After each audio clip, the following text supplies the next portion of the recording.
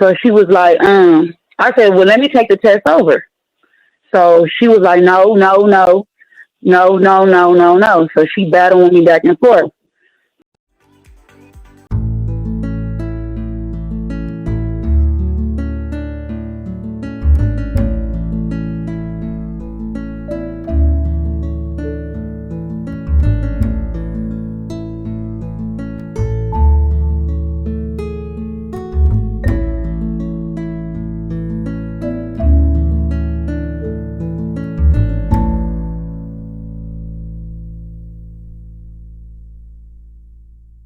From California, Leah, did you have a story to tell or a question to ask?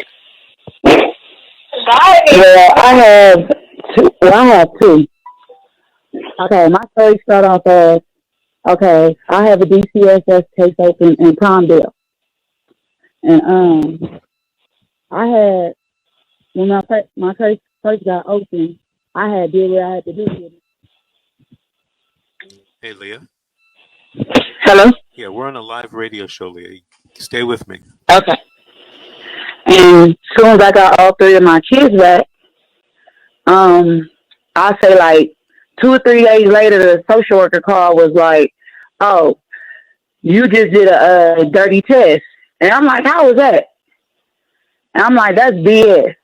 So she was like, I said, well, let me take the test over. So she was like, no, no, no, no, no, no, no, no. So she battled me back and forth. So first thing she told me on the phone, we're going to come up with a family plan. And I said, okay. But when I was on the phone with her, I had left my house with my kids already because I had a feeling they were going to sneak up at my house and try to take my kids. And lo and behold, that's exactly what they tried to do. Because I left my mom there in my house. And when I seen the process what they was trying to do, she said, okay, you know what? I'm going to say, your kids is missing. I'm like, how are they missing? You know, I have them. I said, no, I'm going to see if they can go with a family member. I'm not going to turn my kids back over to y'all. She said, no, you can't do that. You can't do that. You can't do that. So she called the police and told the police that I was missing and she don't know where my kids at. Me and my kids is at. So next thing you know, I called the police station and I talked to the same police officer. And he said, hold on. I'm just on the phone with the supervisor from DCSS. And she said, you missing. I don't see how you missing if I'm talking to you. So he got mad at that and hung the phone up. So immediately, right then and there, I ain't gonna lie, I took off with my kids. I left. Boom. I skipped state. I was on the run almost a whole year with my kids. I was in Las Vegas, Nevada. When they found out I was in Vegas, they called CPS in Vegas to come to my house. So they came to my house, checked my house out, checked my kids to see I wasn't lying, checked my kids to see who I was and everything, and she automatically terminated the case. And she called California and said, no, we terminating the case because I don't see no reason why we should remove the kids and they ain't nothing wrong and our house is intact and it's house full of food. So automatically they got mad at that. Next thing you know, I had a bond of $500,000 on my head. And I'm being charged with kidnap. So all of a sudden, here come the police. Boom. And I ain't never been in jail a day in my life, and I'm 37. Police come, automatically just grab me and slam me. Boom. Dead on my face. I don't even know what's going on. Vegas police like, I'm going to tell you later. And next thing you know, I was just looking at my daughter. And my daughter was like, Mama, don't fight back. Mama, don't fight back. Because I didn't know what was going on. And then when I get to the police car, they take me to the police station. And I heard on the walkie-talkie in the police car, they was like, we finna detain the kids. And when I heard that, I said, oh, my God, I automatically broke down right then and there. Boom. So now my kids is at Vegas, CPS, waiting on California, Palmdale to come get them. I got arrested March the 11th. That's the same day my kids got taken. My kids came down to Palmdale March the 15th. They kept me in jail for 25 days. So I was in Vegas for 3 weeks.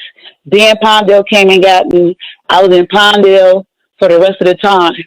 And they didn't want to let me go to court, no nothing. They kept making up excuses because of coronavirus. And I done took 3 tests and they all came out negative. So when I finally went to court, the detective that was on my case from DCFS that was looking for me the whole time I was on the run, she came to court. When she came to court, she had talked to me and she said, "Don't lie to me. Tell me everything because I've been looking for you. It was kind of hard to find you, but I need you to tell me everything, what's been going on, and the reason why they charge you with kidnap." And I told her everything from A to Z. I did not lie about it. I did not sugarcoat about it. And I told her I was scared for my life because I already know what they did the first time with my kids. They made it hard for me, and they was giving me one kid at a time, but they took all my kids at the same time. So I told her I automatically took off.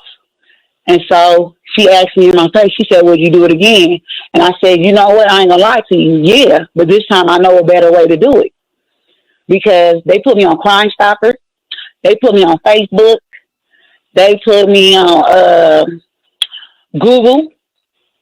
They put me on all this stuff with me and my kids. So now the detectives gets me an OR out of jail from court. But I had to get a restraining order. So in the process of me getting a restraining order, I can't see or talk to my kids. And I haven't seen and talked to them since I've been arrested, since March the 11th. So I'm like, oh my God, this is going to hurt me even more. So I was having my daughter's call. And my daughter, at this point, she's 16. She called and was like, "Mama, we're going up for adoption, Mama." I'm like, "What are you talking about? You going up for adoption? How y'all going up for adoption that quick?"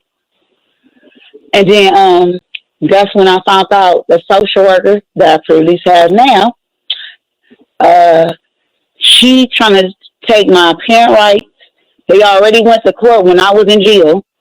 They already came up with a court order, basically the same thing that I already did, that I did in my previous case, the same exact classes and stuff. And then this time, they already know I had did half of my time in jail. So when I got out, April 6th, they wanted all this completed by the next month or my parent rights is going to get taken off top. I'm like, what are you talking about? So automatically I panicked, but they didn't know I had did my classes and everything before I even got arrested because I knew I was going to turn myself in or I was going to get caught. It was going to be one or the other, but I wasn't going to go empty handed and I didn't want my kids in the system forever. And, like it was the first time. So when they got all my documents and my certificates and all my drug tests and stuff, the social worker automatically said, "No, those are fake. Don't take none of those documents. No. And I'm like, "How are those fake?" She's like, I said, "For one, Danielle, how you going to tell me something's fake? Because for one, I had to pay out my pocket.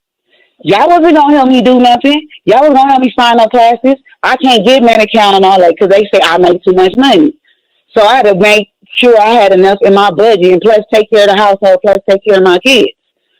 So she found out that my 2 middle kids' grandma worked at the facility I went to. But at the end of the day, it was probation approval, parole approval, court approval. It helped you with if you're homeless and everything, the internet and all that is online, everything legit, all the classes and everything. So she still made an issue of that. And she told me about the social worker? Yeah, the social worker. Uh-huh. So later on down the line, my daughter, she was 1 at this time. She didn't tell me to March the 5th. No, March the 4th. I'm sorry. I got a call from the social worker. My baby then got busted in her face and got stitches in her face. The 1-year-old? The 1-year-old. How'd that happen? I automatically just broke down and screamed. Because my baby ain't never been hurt. My baby ain't never went through none of this before. Her exact words was to me, And I found out I had to do an investigation on my own because she was not helping me do nothing. She kept lying to me. My baby really got hurt April the 30th. She just told me March the 4th. Then she sent me a picture of how my baby looked with the stitches in her face. It's between her eyes. Wait, She had to get 3 stitches. Leah, Huh? hold on a second. I want you to hold on. I don't want you to hang up. We got to take a commercial break right now. This is The Secret, How to Fight CPS and Win. We'll be right back after these messages.